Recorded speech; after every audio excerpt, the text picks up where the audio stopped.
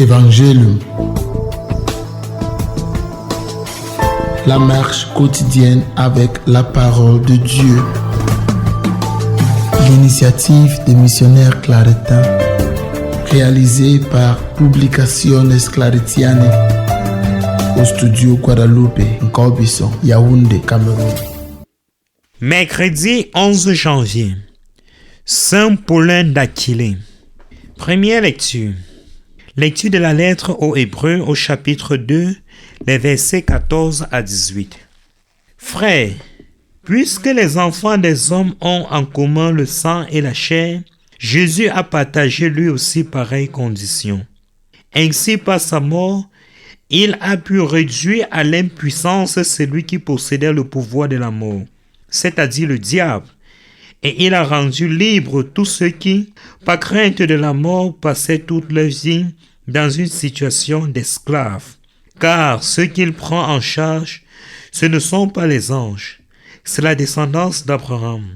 Il lui fallait donc se rendre en tout semblable à ses frères pour devenir un grand prêtre miséricordieux et digne de foi pour les relations avec Dieu, afin d'enlever les péchés du peuple.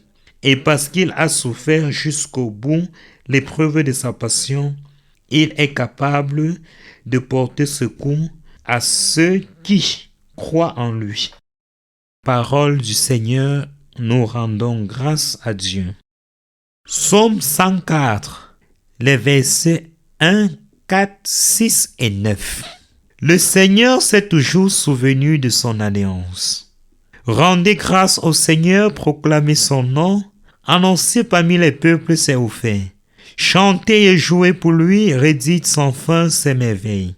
Glorifiez-vous de son nom très saint. Joie pour les cœurs qui cherchent Dieu. Cherchez le Seigneur et sa puissance. Recherchez sans trêve sa force. Le Seigneur s'est toujours souvenu de son alliance. Vous, la race d'Abraham son serviteur, les fils de Jacob qu'il a choisis.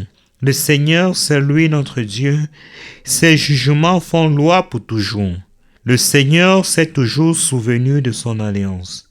Il s'est toujours souvenu de son alliance. Parole édictée pour 1000 générations.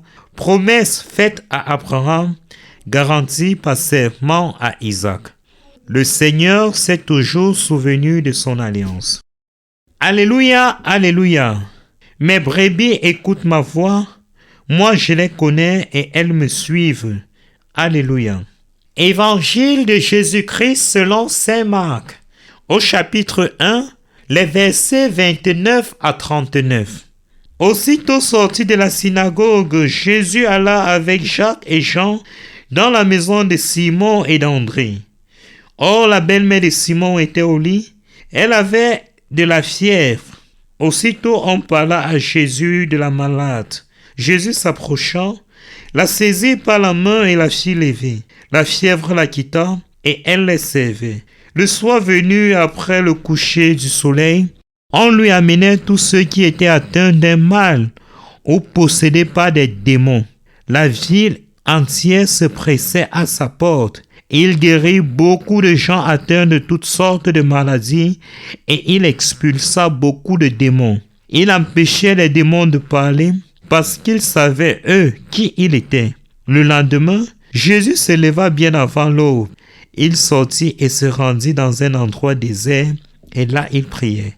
Simon et ceux qui étaient avec lui partirent à sa recherche, et le trouvaient et lui dit, « Tout le monde te cherche. » Jésus leur dit, « Allons ailleurs, dans les villages voisins, afin que là aussi je proclame l'évangile. » Car c'est pour cela que je suis sorti. Et il parcourut toute la Galilée, proclamant l'évangile dans leurs synagogues et expulsant les démons. Acclamons la parole du Seigneur. Louange à toi, Seigneur Jésus. La guérison de la belle-mère de Pierre est un signe de la compassion du cœur de Jésus envers l'humanité.